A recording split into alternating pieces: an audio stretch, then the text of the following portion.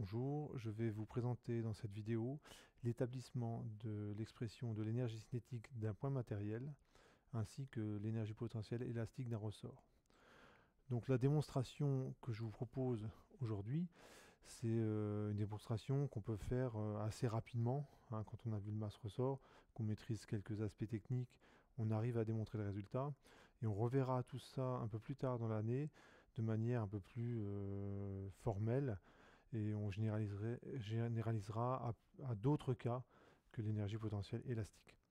Donc pour l'instant, on va se contenter de ce système-là, un masse-ressort tout simple, horizontal, comme ça le poids et la réaction du support se compensent et s'annulent. Je suppose qu'il n'y a pas de frottement, hein, donc le système peut glisser sans frottement le long de l'axe des X, qui est comme ceci. Ça c'est l'axe des X. Bon, on a un axe vertical dont je ne me sers pas dans cette démonstration. Le système, c'est un point matériel. Hein, donc là, on ne fait pas de mécanique du solide, hein, je le précise. On fait de la mécanique du point.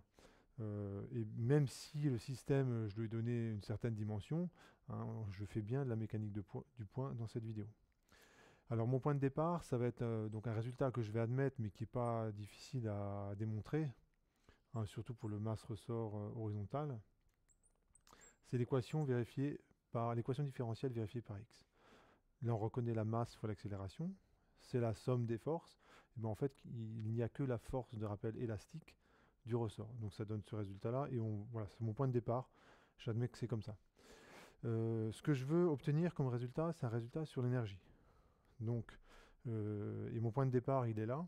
Ce que je peux faire, c'est multiplier cette équation par la vitesse. Donc je précise, hein, que cette équation est homogène à une force.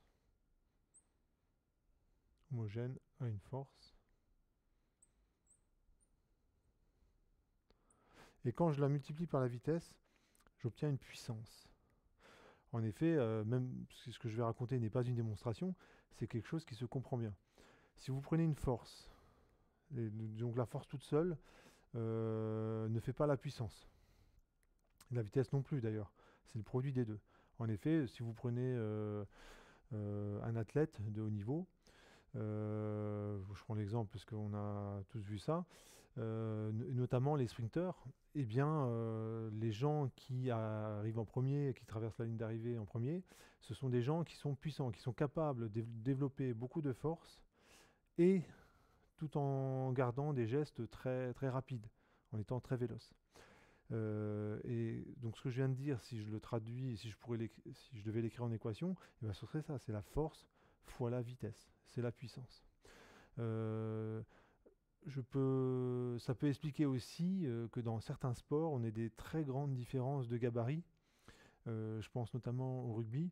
Vous avez certains rugbyman qui, bon, visuellement, on voit très bien que ce sont des gens très forts, hein, parce qu'il y a une masse musculaire qui est vraiment imposante.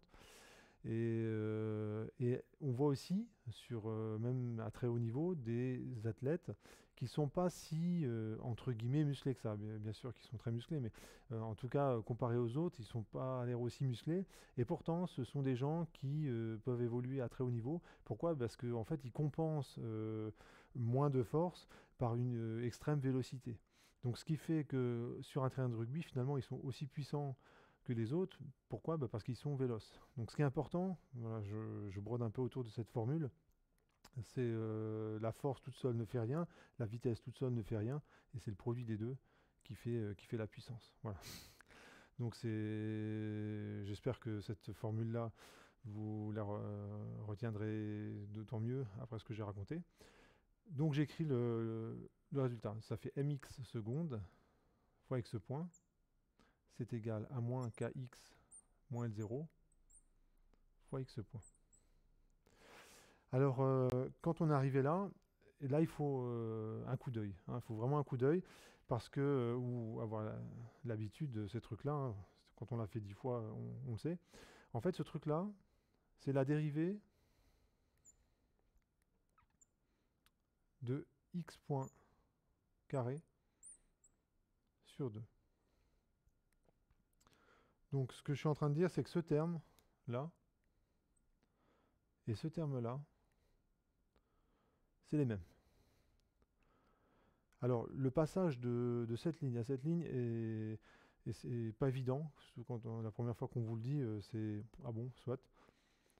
Ce qu'on peut faire, c'est on redérive ce truc-là et on tombe assez rapidement là-dessus. Donc normalement, il va s'afficher un lien en haut à droite de la vidéo où on vous explique c'est une dérivée composée en fait qu'on doit faire et qui explique le passage de là à là. Donc si je sais passer de là à là, en fait, je peux aussi faire le chemin inverse, hein, et donc c'est une égalité, hein, qu'on a entre les deux. Donc faites attention, hein, je ne suis pas en train de primitiver cette équation, hein. Je parle bien d'égalité, hein. Ça, c'est égal à ça. Je continue l'écriture, donc ça fait moins k. Et le terme qui est là, c'est aussi une dérivée. Donc ça, là aussi, c'est le coup d'œil qu'il faut avoir, ou avoir l'habitude. C'est 1 demi de x moins L0 au carré. Ça veut dire que ce terme-là, celui qui est sous l'accolade, et ces termes-là sont égaux. Hein, le moins k, je l'ai laissé en facteur. Là aussi, dans la même vidéo, on vous explique cette dérivée, hein, le passage de cette équation, enfin de montrer que ça, c'est égal à ça. Encore une fois, je ne suis pas en train de calculer une primitive, hein. On a bien cette équation, et cette équation, c'est exactement la même équation. Je pourrais mettre un signe égal entre là et là. Hein, c'est bien la même chose. Une fois que j'ai écrit ça, je vais faire des petites transformations toutes simples. Ben, je vais déjà en faire une. C'est que d sur d de t, je vais insérer la masse dans la dérivée. Donc ça, j'ai le droit de faire, puisque la masse est une constante multiplicative. Donc ça fait 1 demi de m x point carré. Ça fait moins d sur d de t, 1 demi de k x moins L0 au carré. Voilà. Donc j'ai ce résultat-là. Ce que je vais faire dans la suite des calculs, c'est que ce terme-là, je vais le passer de l'autre côté. Donc le moins, du coup, va devenir un plus. Et ce que je vais aussi utiliser comme résultat, c'est que la somme de deux dérivées, c'est la dérivée de la somme. Hein, donc la somme de dérivées, c'est la dérivée de la somme. Et ce qui fait que je vais regrouper les deux termes-là et je vais interpréter le résultat. Voilà, donc j'ai fait la petite transformation, hein, et j'ai passé le terme à gauche, celui-là, et j'ai regroupé dans une seule dérivée temporelle les deux termes. Et donc j'interprète maintenant le résultat que j'ai obtenu. Ce terme-là, qui est lié à la vitesse, en fait, c'est l'énergie cinétique.